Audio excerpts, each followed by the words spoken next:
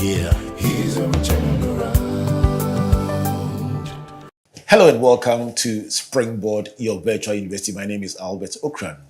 Welcoming you to Ghana's foremost developmental program and the place where the greatest minds in the world converge. Springboard is brought to you by the Springboard Roadshow Foundation and proudly sponsored by MTN Ghana and the Enterprise Group.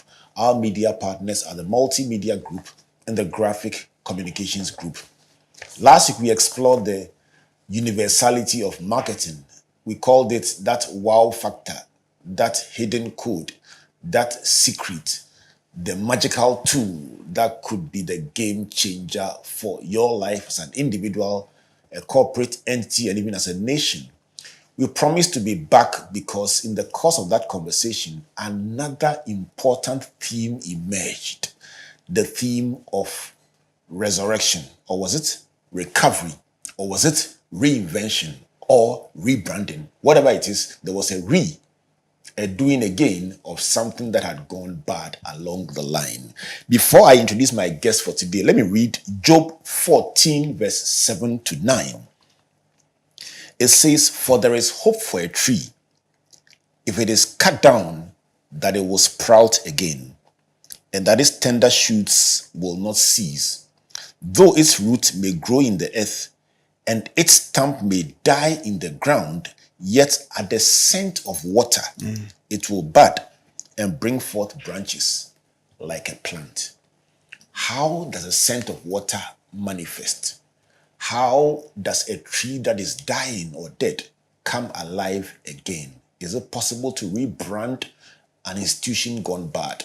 My guest for today is qualified to help us understand that. After having written 41 books, he knows one or two things about marketing. A top expert across the continent of Africa with 25 years of experience in the field, ready to be a blessing to us. The Pro Vice Chancellor at the Ghana Communications Technology University, my friend and brother, Professor Robert Hinson. Prof, good to see you. Very good to see you too. Always a pleasure to be here. Yes, always, yes. Always, it's a blessing. Thanks for making time so soon after to be. Yes, please. For us to extend the conversation. Last week we were looking at the fact that marketing is everything. You can't, and you taught Genesis chapter 1 verse 1 was a lesson in marketing. Very much. God announces himself, presents a proposition. We buy into the proposition. We are still valiant followers today. That is marketing. Yes. That's it. I love it. I call it biblical economics. I love it when we can take scripture and use it to underpin, undergird, and settle matters that relate to management, economics, finance, and so on. So today I brought a scripture to set us on the way.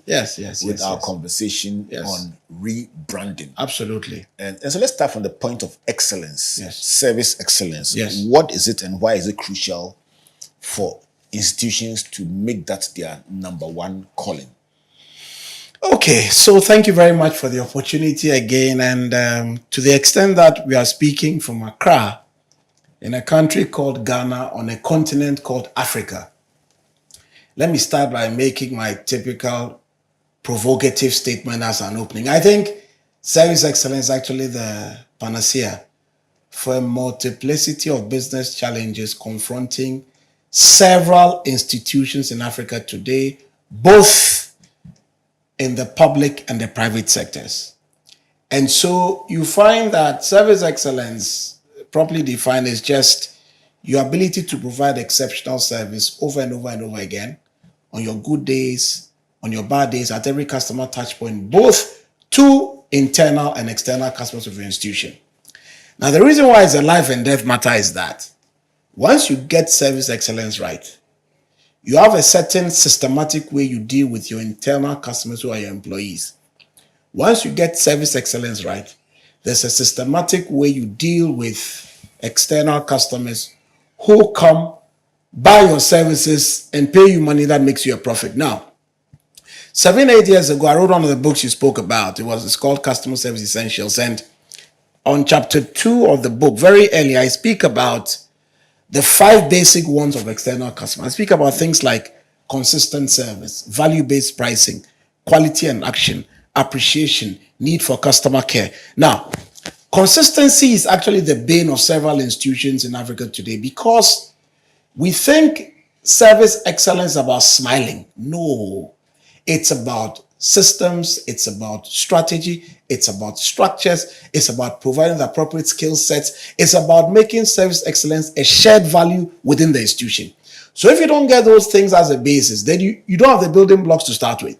So just shouting at a teller to smile is not going to give you service excellence. So there's a certain roadmap you must build. I was just with a client, we are thinking of training 500 people in the institution. And she was telling me that, look, Prof, the teller must understand that if they don't get the heart of the branch manager, they don't know where the pain points are, and they can't go to work every day knowing that their delivery affects the branch performance. And that makes sense. So it's a mindset, it's a roadmap, it's a strategy, it's structures, it's systems, it's processes to ensure that we have a systematic journey we go on so that at every point at which we interact the customer, we deliver exceptional service every day. And it's not so simple. It sounds simple the way I'm speaking in English, but it's not so simple. So there's a whole science behind it. So if you don't have the appropriate teams building the systems and following through, you can be the best MD God ever made. Without a system in place, you never achieve exceptional service excellence. It will never happen. Let me just take the word consistency and talk about both on good days and on bad days. Correct. And let me use your kind permission to pull out an illustration that we used for one of our publications on consistency. Correct. And about a lady called Sandra who was a waitress in a restaurant. Yes. Noted for exceptional service, rain or shine, Correct. no matter the customer. And in an industry where tips were the driver of many people's expectations and hard work, Absolutely. she will do it for anyone, whether the person had money or not. That's right. And one day, this old man walks into the restaurant and she's serving him, and the man is slow, asking all kinds of questions about shrimps and lobsters. What's the difference? Absolutely. And the colleagues are laughing because it's prime time where the tips, the biggest clients come through, and this old man was taking his time. Absolutely. Only for him to finish. He leaves, she supports him and he leaves, and she's cleaning the table and she finds that his invoice is still there. It falls accidentally and she realizes $500 has fallen out of the receipt. Oh, wow. So she's asking, does this man even have $500? Yeah. So she picks the money, honest person, to run after him and give it back to him. Then she realizes that there's a note behind the receipt. Yes. And it says, "Dear Sandra, your manager told me you were good, and I came to check for myself. Wow. As you can see from my signature, Yes, I own this restaurant and all of them in the chain. No way. Would you kindly consent to be the manager of the big one we are opening in the mall shortly?" No way. That's Straight, exceptional. straight from that place to manager position. Wow. Because of a reference that was given that she's that good consistently. Okay. Help So us let me piggyback off the Sandra example to explain a certain organizing framework I've been using for the last maybe decade or so on what constitutes that consistency. What makes you excellent? And I use the word customer to explain the framework. So CUSTOMER.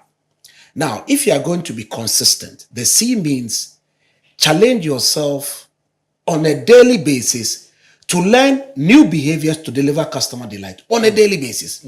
So you're always open, innovative, checking what is working, what are the new trends, what can I improve? And that's the Sandra type attitude. Challenge yourself daily to learn new behaviors to deliver customer delight. You means understand customer problems and find the best ways to solve them on a daily basis. It means that every day you are oriented towards what the customer is saying, not what you feel they should be getting. S means satisfy customers in such a way that they don't have any option but to stay with you and not go to the competition. So Sandra comes and knows that rain or shine, I must make sure this one leaves delighted and satisfied. T means treat customers as if you are in an individualized relationship with them. Beautiful. So no matter what the pressure is in the restaurant, Sandra knows that once you are there, she must treat you with individualized care. O means own customer problems and solve them efficiently. In the scheme of things, consistency is ownership. Because that ownership mindset means that no matter what I'm going through, I'll sort this out. You have a long haul type of mindset. Oh, get it done. It doesn't matter what it means. M means make recommendations that always leaves the customer in a positive net situation. Positive net situation means I have a problem. You sort me out. I pay for it. By the time I'm paying, the value I get from that sorting out must always exceed the money I paid you for the service you rendered. So you make recommendations. E is the cool one. E means educate customers to understand your offerings in such a way that they make the best decisions for themselves. Now, to educate a customer, you must be educated yourself. So you know your product portfolio, you know competitor portfolios, you know the products that are being energized by AI, you understand tech. So educate them so that when they are making decisions, they make the best one that they could possibly make. R is the last one, to be consistent. Resist the edge to be flippant. Flippant is good one day, bad one day, good. No, that cannot. Bible says, Reuben, unstable as water, nothing good will ever happen for you. Resist the urge to be flippant. The consistency will come. Prof, if I tell another story, will you give another acronym? Go ahead. I have plenty in my head. Different I have another story. Go ahead. But this one, I will not mention the name. No problem. The good one I'll mention, in the bad one I'll not mention No the name. problem So there is at all. this hotel chain in the US that starts with W. Correct. A hotel chain. Yes. And the owner is somebody that nobody knows. Absolutely. He's the majority shareholder, but he never comes to public meetings. It is only the top people that know him. Yes. So this guy goes to one of his hotels and he's trying to make an inquiry, and the front desk lady is just doing makeup and say, oh man, sit in the corner, that day she's having a bad day. Charlie, sit in the corner. And the guy sits in the corner, and the manager comes to pass, sees the client sitting in the corner.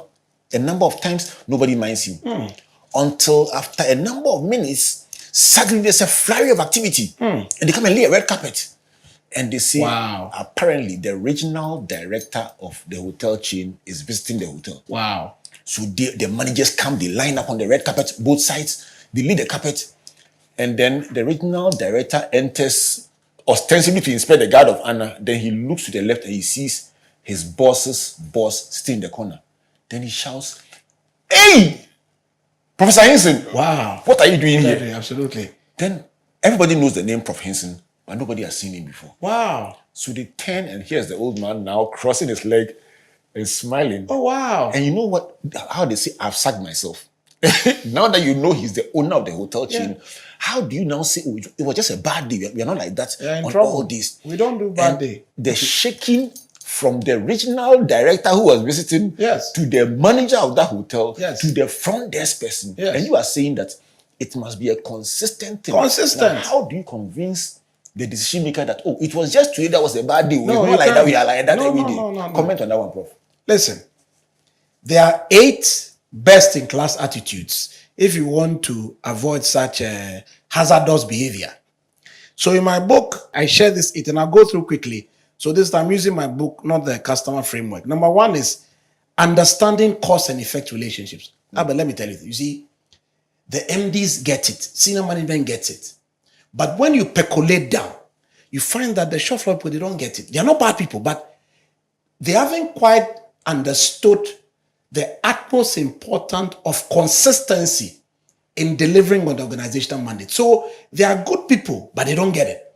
So the number 1 requirement for avoiding such hazardous and ill-mannered behavior is to understand cost. So we must explain the strategy to the lowest of the organization so they get it. And when they come to work on a daily basis, they are empowered to live the service mission on a daily basis. Number 2, understand customer needs. Now, that sounds intuitively like a no-brainer. No, it's a problem. Look, there are several institutions in Africa that don't have data-driven mechanisms for understanding customer needs. So they just have a sense, but there are no rigorous. Look, maybe a little later I will speak about customer feedback tools, and I can tell you 20 different tools you can have, because a total market survey is not a focus group.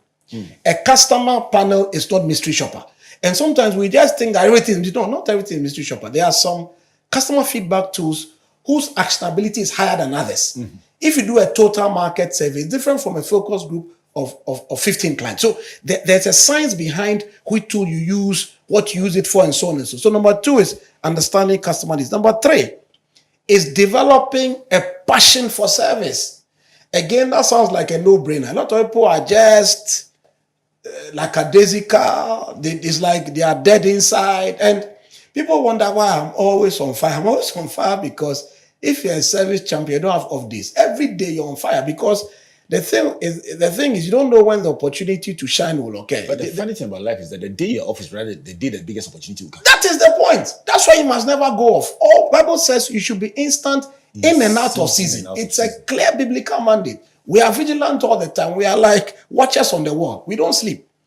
Number 4, eagerness to make a difference. Albert, that best in class attitude, when you have it, your supervisor doesn't have to worry about you. Look, you are consistently on the lookout for continuous improvement opportunities. That's how your brain works. Eagerness to make a difference. Number 5, understanding value adding through service and quality.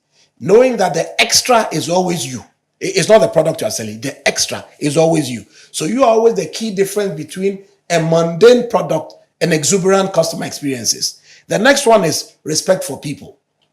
You come with no idiosyncrasies, no prejudices. Whether they are short or tall, you treat them well. Tribal markings don't matter. Respect for people. The last but one is interestingly your first word. Consistency and perseverance. Because trust me, service blockades will come. But the ability to have a dogged and a tenacious attitude is what will keep you from the quagmire you just described. And the last one is the coolest one, competing with yourself. So you come to work every day determined to be a better version of yourself today than you were yesterday. You'll never go wrong. Charlie, can I tell you another story? Go ahead. I must tell you a story. I must tell you a story. You go ahead. Once we went to, and this relates to what you said about respecting people, which is one of my highest values. Absolutely. Sometimes people assume that just by looking, they can tell the client who is bringing big money and the client that is not bringing. Yes, and they can miss it very badly. Senior, there was a day we went to Aspen, Colorado. Indeed. And I was with a number of leaders from Ghana here. We went for the African Leadership Initiative, the Aspen Global Leaders Network engagement. Absolutely. We were coming back and this guy just, we were standing in the queue to board the local flight back to Dallas Airport. Correct. And this guy just came and walked past us and said hello, like he was going past in the queue in his khaki shorts and slippers. Yes. Charlie, some of my friends were, Charlie, join the queue. I mean, what's this? And the guy, he didn't even look like a serious guy. It's khaki, always khaki. Charlie. And I said, Charlie, Obi man, so you just leave him and let him go. Yeah. Charlie, the guy went past us, said hello to the guy at the counter, went behind the counter, walked through the door, and because it was glass, we watched the guy walk to a private jet, spark the plane, fly the plane. No way. You were going for normal domestic flight. The guy is going with his private jet, so you should join the queue. Now, is he going where you're going? His khaki shorts and t-shirt and slippers. Charlie. So, Prof, speak to this issue of using appearance and getting it so wrong, and then later you're trying to recover the thing, and Charlie, it's become a whole thing itself. It's a very deceptive way to live your life because both in the issue of Sandra and in the issue of the hotel chain. Yeah. The assumption is that the old man is nobody. Yeah. He does not have money. When the big man or the big woman comes in and they park the big car, you will see my customer service. Must it be a client that when you see, you say, this is an earth-shaking one? How do you establish consistency that does not differentiate? You see, most of the time, the guy in the pinstripe suit is the one who needs high purchase to buy the Mercedes. The guy in the khaki shorts, he has dollars in his pocket. He can count 100,000 cash and you fall down in the showroom. So when the guy enters and you are twisting your waist and misbehaving, you are missing the point because he doesn't do high purchase. He's not come to pay half and the bank will come and take ownership of the car. No. He's paying cash. I've said time without number that appearances will always be deceptive. So when you go, good morning, sir. It's a pleasure to see you today. You've won every time. Look, I walked into a bank. A lady was saying hi in some very lackadaisical. I said, madam, aren't you happy? Say hi, ma. Yes, hi. I said, oh, where's the energy? Really? I said, madam, listen. I was at the Potter's house in Dallas a couple of years ago. There was a guy 6'4", who was screaming as I came near the church, "Welcome to the Potter's house." I said, hey. This week we gather leaders, we gather church workers, we gather, and I'm talking about the morning sessions. That's for the evening. The evening is a convocation, the East Legon for convocation. And congratulations for your being nominated as an outstanding role model. Thank you, sir. For your work in the area of marketing. Thank you, sir. But this week we gather not just for the evening plenaries, but in the morning for the leaders conclave that features pastors, indeed, church leaders, indeed, business and corporate leaders, indeed, and then also church workers. Indeed.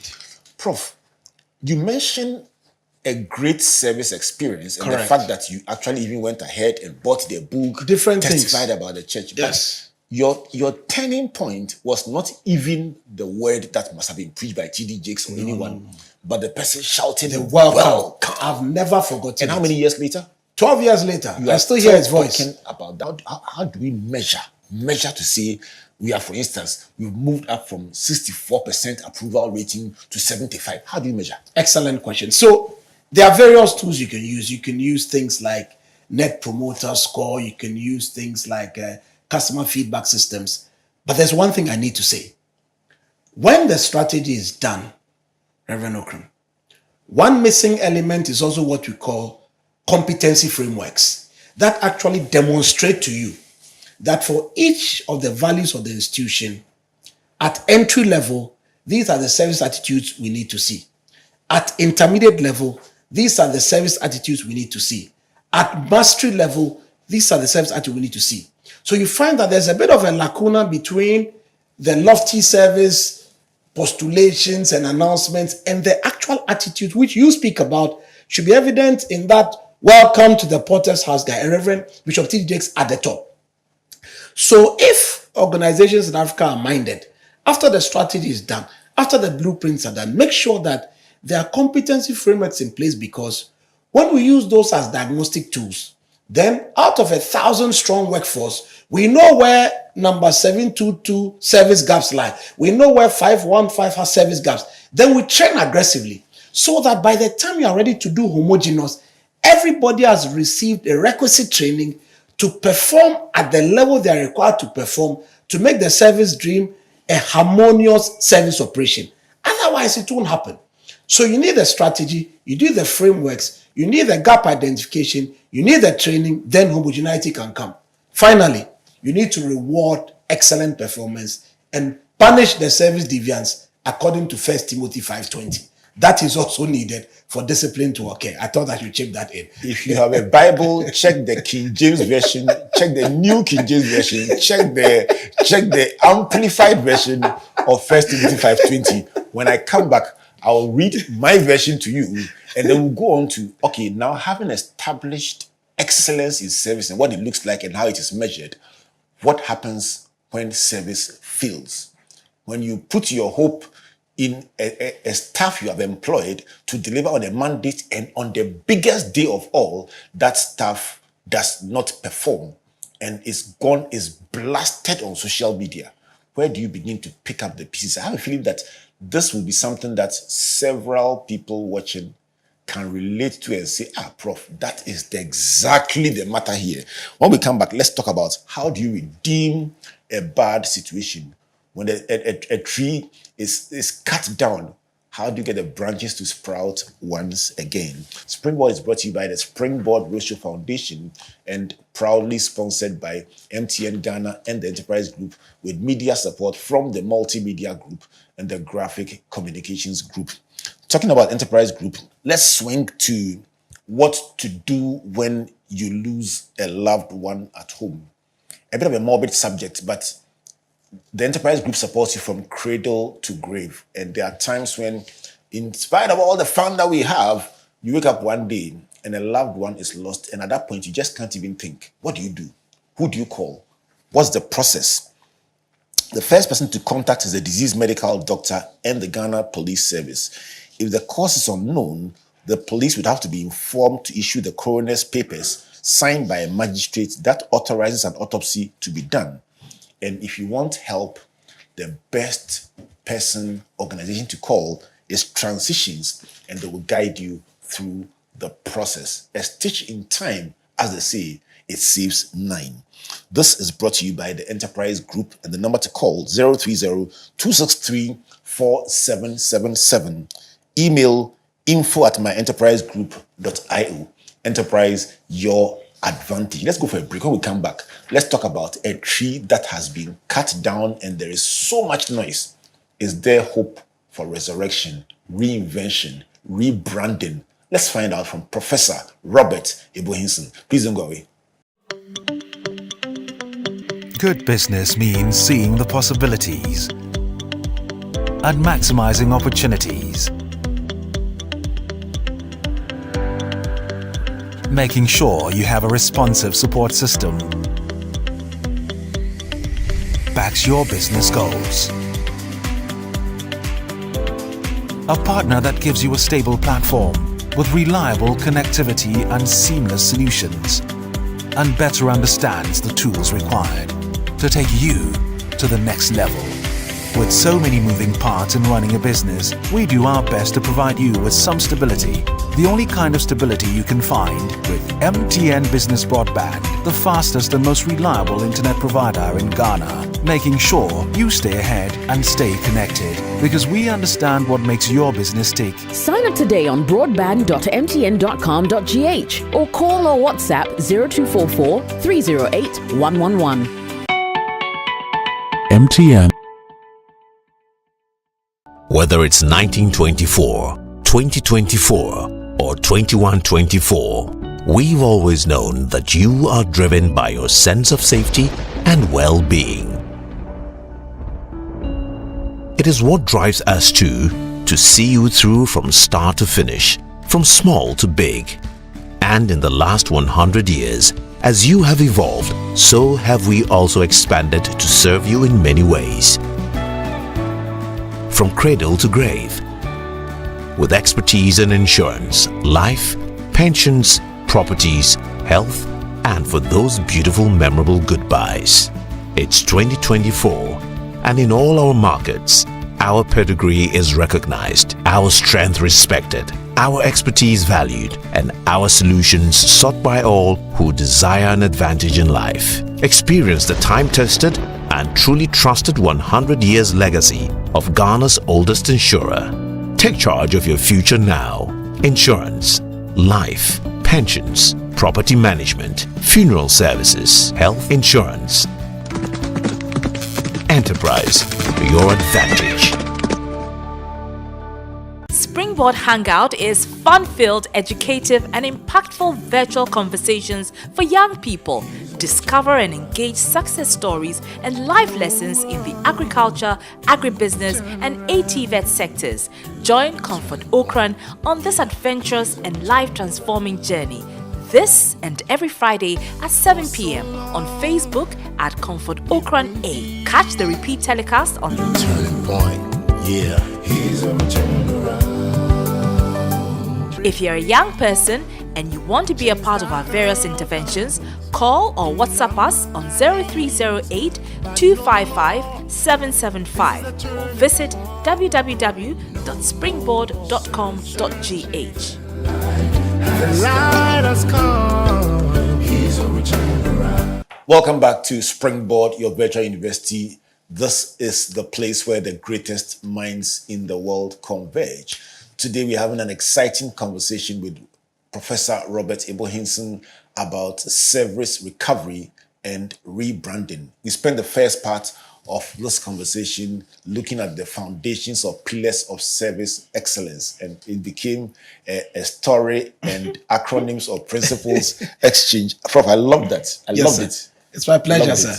I loved it. It's my pleasure, sir. Let me just remind you before we continue that if you are a young person looking for opportunities in the areas of agriculture, agribusiness, technical and vocational skills, call the Ghana Growth Call Center or WhatsApp this number to get perspectives, ideas, connection to a counselor, or some help that you might need to be able to pursue decent and fulfilling careers in those spaces: agriculture, agribusiness, technical and vocational skills. The Ghana Growth Call Center number is 030-8255 0308255 Ghana Grows is a collaboration between MasterCard Foundation and the Springboard Roadshow Foundation. And I say always when we say Ghana Grows, we say Hope Day. Prof, talking about hope. Yes, please.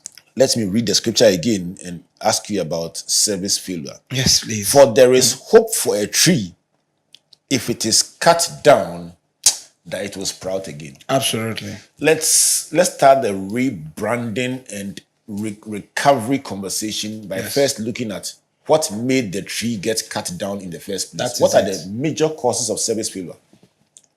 Oh, as for service failure causes, they are many and varied. But if we want to use the service marketing mix as an organizing framework, then we can say that service can break down at the product level, it can break down at the pricing level, it can break down at the promotion level, it can break down at the people management level, fiscal evidence management, it can break down at the process level.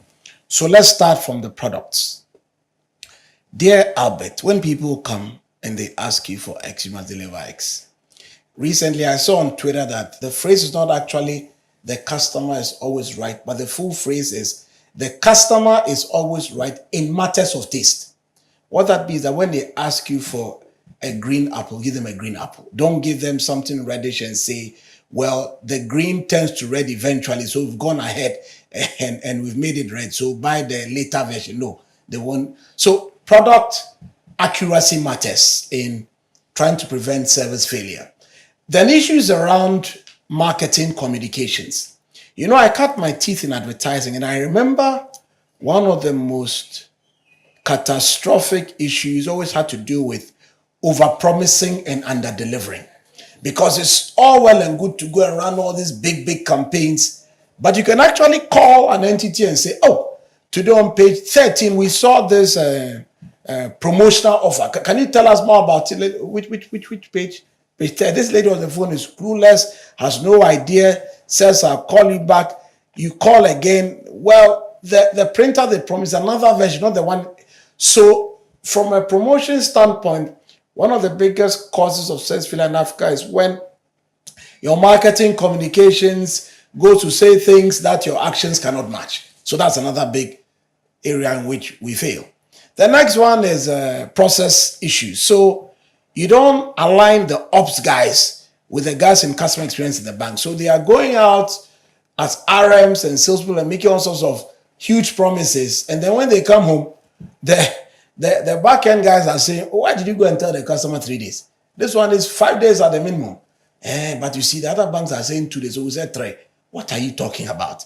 If the other banks are saying 2, and you know us is 5, negotiate a 5 and then come home and ensure that you can deliver. So at a process level, sometimes we again overpromise and the back end can't deliver on what the front end is saying. The last one is people. I was chatting with a very senior financial service official, and we both agree that there's no bank in Africa that doesn't have challenges. The critical thing is that at the customer interface, how do you manage expectations such that when all is said and done, you give a comfortable enough promise to the customer to ensure that given all your back-end challenges, you still deliver in a way that is acceptable to the customer. Now, when you come to the book, the famous customer service book I wrote, other reasons why customers become difficult and service failure occurs is sometimes we're just rude. You know, sometimes even addiction becomes the problem. You are talking to the customer and say, okay, so anyway, and sometimes people don't know anyway means I'm not interested in what you are saying, so I'm moving on to the next topic. And it's lost on so many people, like anyway. No, you don't use anyway like that. So we are rude and we don't know. Sometimes we don't listen.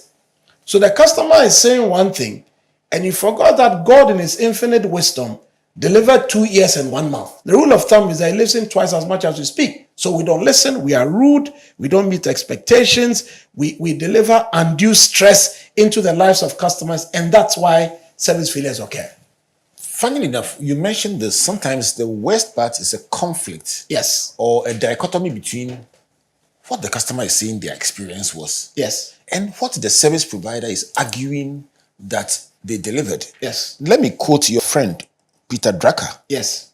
I know you like Peter Drucker. Absolutely. He says quality in a service or product is not what you put in, Yes. but what the customer gets out of it. Should that settle this issue once and for all? It is what it is, because Who holds the market scheme? when the customer always holds the marking scheme, and I've said in recent fora that arguments never end well, to the extent that your job as a service provider is just to receive and understand your customer, and then take whatever feedback they are giving you into delivering a more holistic and better service experience the next chance you get it. So the customer will always hold a marking scheme. And the earlier we became wise to that fact, the better it will be for us. Because, when all is said and done, first impressions are always real and lasting. So your job is always to ensure that you don't mess up at the first impression. You do what you say you are going to do. You under-promise and over-deliver. You listen intently to the customer and ensure that you follow up to validate whatever promise you made, and to ensure the customer, like I alluded to earlier, is in a positive situation after they met you than before they encountered you. When service fails, what are the implications? Oh, plenty implications. Number one, you can suffer reputational damage, because there's 30, 40 years of service management research to show that when people are dissatisfied, they tell a whole host of people compared to when they are happy with you. So you can suffer reputation. Number two, you can suffer customer attrition, because the more they are shouting and leaving, the more those who are in front of the shop will leave with them and say, hey, don't go inside, this will kill you. So you lose those you have, and then future prospects may never come to you. Number three, you can suffer market share loss, because when customer attrition becomes intense, it can lead to market share loss. Number four, when the market share begins eroding, revenue will also drop. So you suffer revenue challenges as well. Now, if you don't stop this hemorrhaging, like happened to a famous Pan-African fast food brand about 25, 26 years ago, you actually die in the end. So it's not even a question of what happens when a service failure occurs, but if you don't stem the negative effects quickly, it can get to the point where the institution actually becomes extinct. And I know for that particular Pan-African fast food brand, they didn't just die in Ghana, but they died in other African countries as well, because somehow they didn't meet the expectations of the customers of the countries they went into. They went with what was they reckoned was a Pan-African template. So they took the home recipe abroad and tried to colonize the countries they had gone to accept the home recipe. It backfired magnificently. Before that company died, we had the conversation right here on your virtual university. Absolutely. And because he was still alive, Absolutely. we mentioned not just the name of the company, Yes. but the name of the recipe and the source. Absolutely. We will not mention it again. I remember. But I can tell you something. I remember very well. Yes, I remember. This thing that you say about if the hemorrhaging is not stopped, Yes. it could lead to the death of the brand. Yes. One gets the impression that the hemorrhaging could take quite some, it's a gradual process. Yes. But there are instances also when this hemorrhaging can become very fast. And I'll give you an Oh, yeah. example. Yes. A restaurant chain in Australia was doing what they call the 1 foot burger. Correct. So if a burger is regularly 6 inches and it's $1, they say pay $1.20, we'll give you a 1 foot burger. Correct. And the queues people were buying. Absolutely. And then one meticulous client took a ruler and put it against the burger, and it was 11 inches. That 1 inch variance constituted a broken promise. You said 1 foot. 1 foot is 12 inches. This is 11 inches. He just put the picture on Facebook and said, no comment. Wow. Within 24 hours, by the next day, 144,000 complaints had come about service variation. That is what they call fast bleeding. Prof, is there a point at which the thing becomes irredeemable? Oh, as for this fast bleeding, you die immediately. Now you can't do anything. No matter the doctors will call, you are gone. But usually, symptoms occur. Usually, and so if you are minded, you are doing your service checks, you are getting the customer feedback, you are doing the research, you are refining your strategy, you will survive. But on occasion, you can just fall and die. It's not the norm, but it can happen. The good news is that this company survived. It was a global brand and it survived. Brilliant. But let's start with when it hits you like that. Yes. What's the short-term response? What's the medium-term response? And what's the long-term response?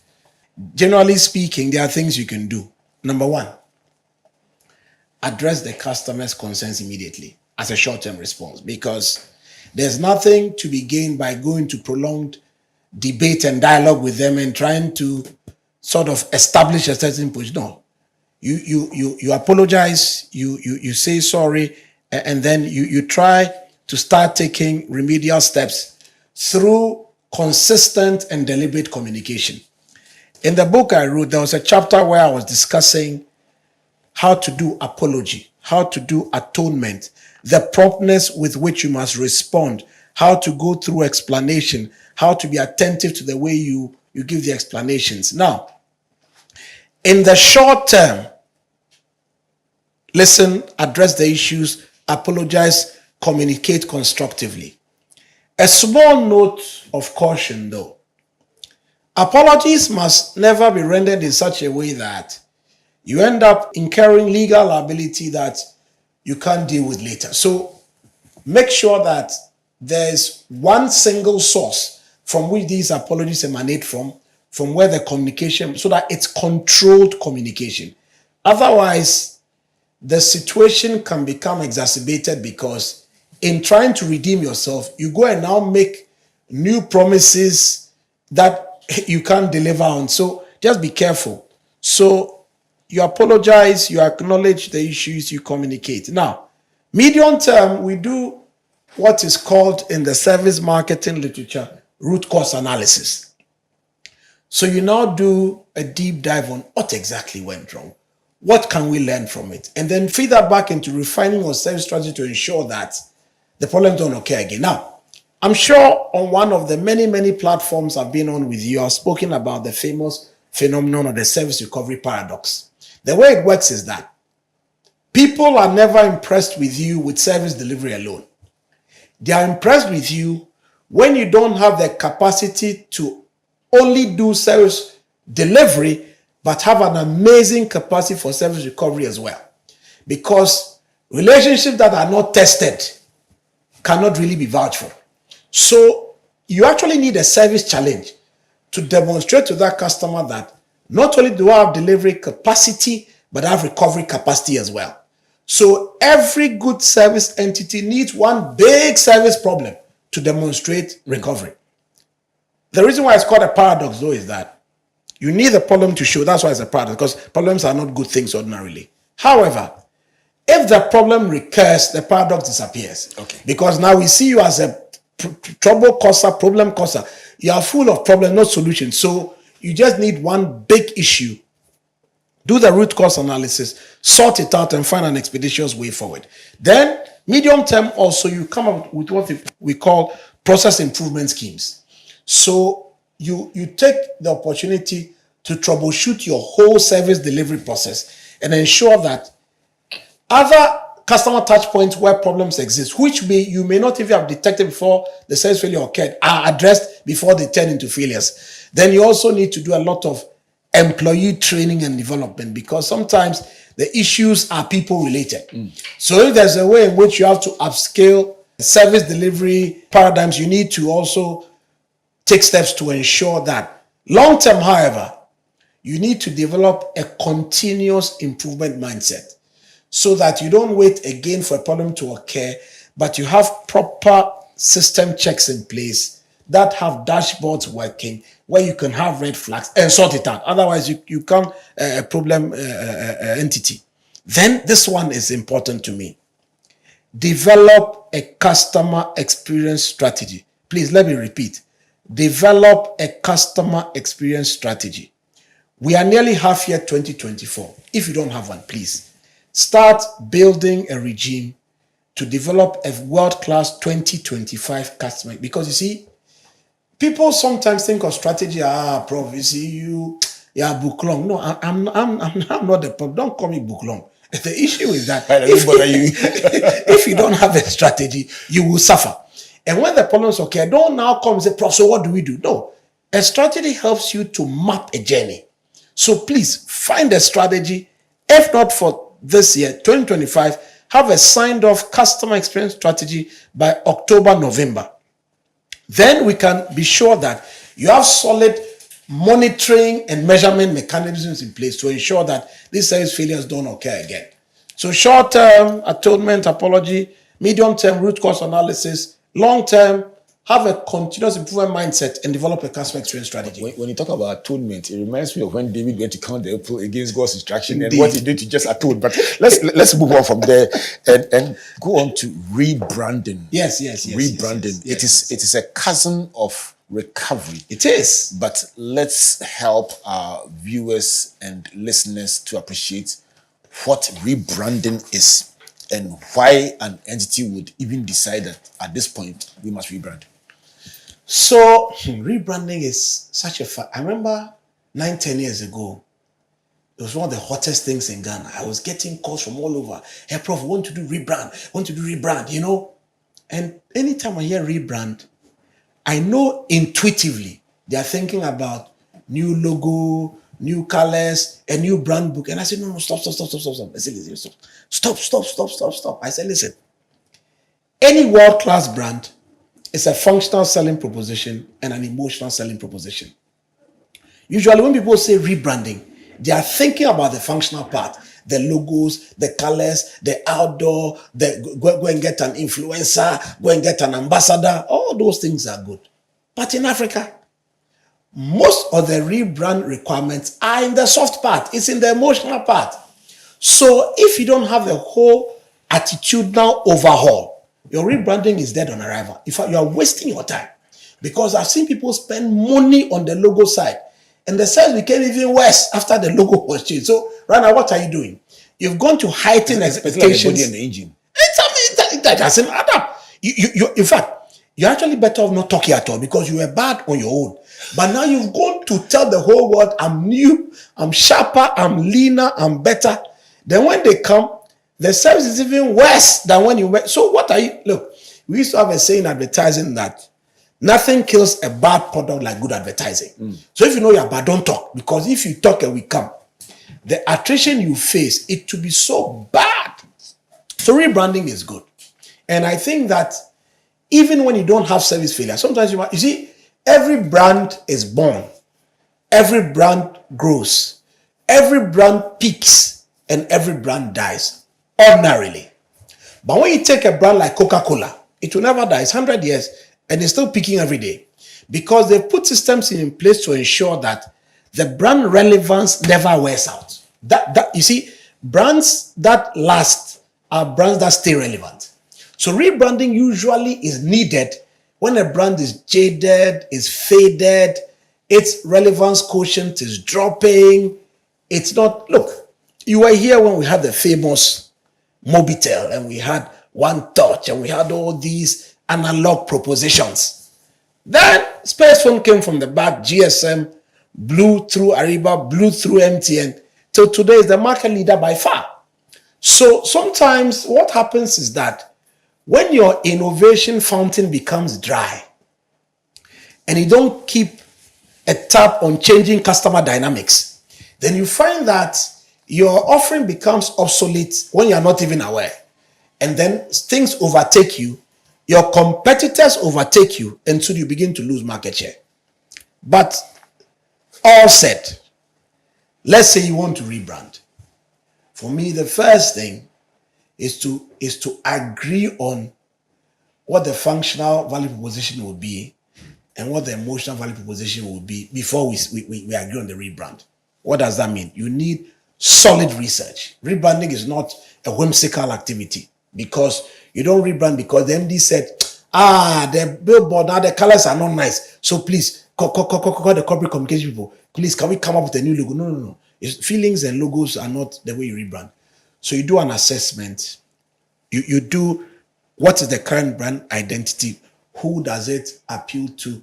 What are the value elements? What's our messaging strategy? Are the customer audiences still affiliated with us? Are the affinities strong? Are the emotional bonds dying? who are the key customer audiences we are serving? What kind of segments are we serving? Then what kind of segments do we want to serve? So the research part is crucial. Once the research is consummated, you develop what we call key success factors, because the research tells you exactly where the issues are. And so you define a rebranding objective framework, and then you now start developing strategies to meet the objectives. But please, here's what it is. Before you get to the brand identity part, logos, typography, Pantone codes, guidelines, please work on the service part. So the research phase includes the service quality before the rebranding. Get people clued in on the brand. Tell them what the new service attitudes require. Get that competence framework in place and prepare your troops for the new journey you want to go on. Then eventually you can come up with a visual identity system, communicate it internally, communicate it externally, and then implement the rebrand program. Beautiful. But watch the service part. It's not logo first. It's always service first. Yes. The engine before the body. Absolutely. So, Prof, Absolutely. I love absolutely the part about the fact that a rebranding is not necessarily driven by a service failure, no, but a need for continued relevance. Absolutely. And to overhaul a brand that yes, the please. fountain, the innovation fountain, is dry, has gone dry. That is it. Yes. Awesome. Let's go to an organization that says, listen, I mean, if we'll be honest with ourselves, we have become a place that is inundated with customer complaints. We want to transition to a place that my mom once walked past Eastmont Ward at the 37 military hospital. Yes, please. And she stopped and held her heart. She talked about emotional connection. Absolutely. She stopped and held her heart and said, oh, Eastmont. And I said, was he your boyfriend? Was he your friend? Wow. And she says, no, yeah. He was that good. Absolutely. The guy had passed, but Charlie, she had to stop in front of the ward and hold her heart. Yes. That emotional connection. It's called resonance. It was too powerful. Yeah, resonance. I was just smiling and watching her. Absolutely. How do you transition from an organization that is known for the complaints of its customers to one that when their name is mentioned, they hold their heart and they say, Well, you start from a point of humility, because anybody who wants radical service transformation must be humble enough to understand I'm in a bad place now. That humility is what is missing in several organizations today. I hear things like, it's not that bad, it's not that bad. Please, if you want to say it's not that bad, then, my brother, you never get to that Eastmont level where there's brand resonance 30, 40 years after you've exited. So I think it's a lot of humility, a lot of critical introspection, and then a certain market focus on internal customer audiences versus external customer audiences. I found by experience that a lot of the concentration sometimes is on improving the service delivery paradigms, the brand resonance paradigms with external customer audiences.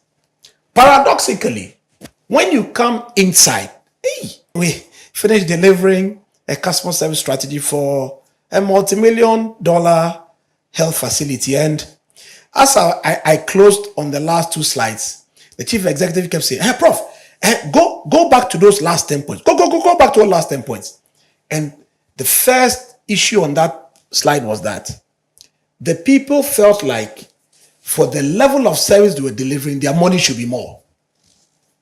Paradoxically, that institution didn't have any more money to give, but they had premium customers who they billed at a premium. So when the internal employees saw the big bills, they thought, hey, but this one contribute to know. Why aren't I getting a lot of, but they are massive overhead. So what the institution had to do was break down to the people inside that not all the money you see can be paid to you. There's a whole system. So they agreed that, look, Prof. Hinson, most of what you're saying, you validated with your team. We had a sense, but well done. So I remember the key takeout was go and finish a service competency framework for us so that we can start building our internal customer audiences to properly prepare them for the external customer service delivery. So if you're asking me what to do, the first thing for me will be build your internal customer service capacity, make the employees stronger, explain the service strategy to them, train them, make them potent missiles for that marketplace you want to serve. When you finish sorting out the internal customer audiences, then by the time you're explaining service strategy, route to market, customer experience journey, they are including. So they come with a certain avowed intent to wow the customer because they are empowered from the beginning. So I think if Africa is listening, please, we need better paradigms for internal customer service management and make sure that these guys understand the issues, are empowered for the journey. Then when we start engaging the external customers, it becomes a smoother journey to run. The nicest way to wrap a discussion is to get a promise that we will do another conversation. Yes, please. At a time that your schedule will permit. Yes, please. But we cannot sign off without returning to the point on which we began this conversation. Yes, and please. that is the point about understanding the customer. Yes, and so not assuming that what works for A works for B. For the last 20 years, I've been saying that superior service delivery is superior value delivery. That's it. The money is inconsequential if the value takeout is always superior to anything you charge. So what especially premium customers are looking for is a consistent high value takeout. You see that, chief executive? The $10,000 is not a point for business or no. It's the value. It's the value. So I'm happy you ended with that story because clearly they misdiagnosed the value needs of the customer, which is the bane of a lot of institutions in Africa today. We assume that, if we reduce, you'll be happy. No, we don't. We want faster service, not reduction in price. So part of building stronger service paradigms is to strengthen our value research capacity. What is value to A? What is value to B? And having clear segments where segment by segment, we have a keen sense of the value needs in every segment so that at every segment delivery level, our value takeout is higher than the price we are charging. Trust me, you'll be happy for a long time and you don't need to fail at any Prof, point. talking about happiness, look into camera and speak to Sandra. Yes. Sandra. Yes. Who consistently served and was laughed at by her colleagues. Absolutely. But one day, her reward came. And Absolutely. It was a big jump. Absolutely. Speak to the Sandras of this world who render quality service and sometimes look like it's a business for your father. Absolutely. And their colleagues laugh at them. Speak to them from your years of experience about the end of somebody who's consistent. So please, I want to close by sharing with you the smallest book I've ever written on customer service. It was published about 6 weeks ago, where I discussed customer service in Nigeria, South Africa, Ghana. And I want to close by speaking to Africa again. Listen, your greatest service opportunities sometimes come at your lowest delivery ebb, when you are down, when things are not working. But the critical thing to understand is that at every customer touch point, like I've said, time without number, you have only 10 to 15 seconds to amaze that customer. When you succeed, it's a moment of magic. When you fail, it's a moment of misery. Your job on a daily basis is to create more magic than you create misery so that you can increase your chances of business breakthrough and organizational success. Bye, Africa. See you soon. Yay. On the wings of magic versus misery, I sign off on this incredible conversation with Professor Robert Hinson. Prof, it's always good to have you here. Pleasure, sir. Pleasure. I officially announce that you how they have frequent flyer. Yes, please. On airlines. Yes, so you are the most frequent resource person. Yes, please. From the year 2008 that this intervention started. I've been here several times. The number one. Thank you, sir. On this platform. And in terms of consistency. Please keep coming. Thank you. Right. So this has been Springboard, Your Virtual University with Professor Robert Hinson, sharing with us not just about the universality of marketing like he did last week, but very importantly, service recovery, starting with the excellence, the recovery framework, and then also on rebranding. I pray that it is beneficial to you as an individual, to your institution, to the nation, and in a sign-off to the continent of Africa. He says bye to Africa. So that is the sign-off on that one. My name is Albert Okran, thanking you on behalf of the Springboard Roadshow Foundation, our partners, MTN Ghana and the Enterprise Group, and our media partners, the Multimedia Group and the Graphic Communications Group. God bless you, and God bless you.